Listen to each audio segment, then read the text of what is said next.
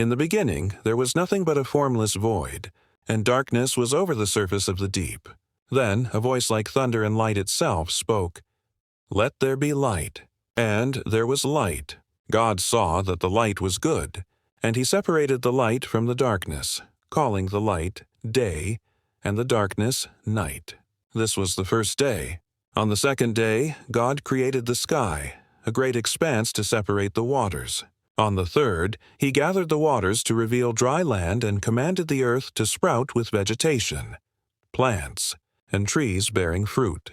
On the fourth day, he set the sun to govern the day and the moon to govern the night, and with them the stars. On the fifth, he filled the waters with living creatures and the sky with birds. On the sixth day, God created the animals to fill the earth. Then, in his own image, God formed the first man, Adam, from the dust of the ground, and breathed into his nostrils the breath of life.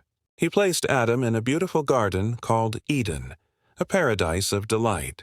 God saw that it was not good for the man to be alone, so he caused a deep sleep to fall upon Adam, took one of his ribs, and from it he made a woman, Eve.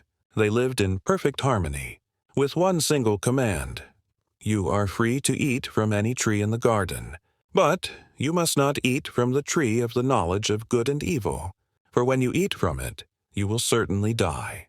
But a serpent, more cunning than any beast, came to Eve. "Did God really say you must not eat from any tree in the garden?"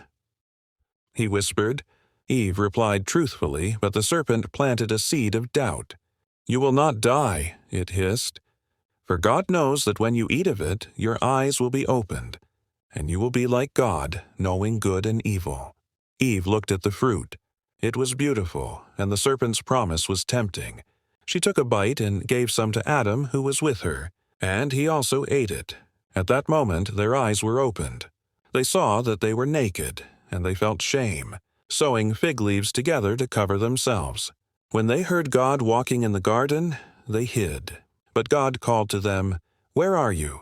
Adam, filled with fear, confessed their disobedience. God then pronounced judgment. The serpent was cursed, Eve would face pain in childbirth, and Adam would have to toil on the land for his food. They had chosen knowledge over innocence, and the price was separation.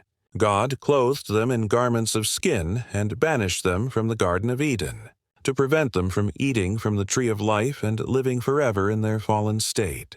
Thus, humanity's journey began, a story of free will, of choices and consequences, and the enduring echo of a lost paradise.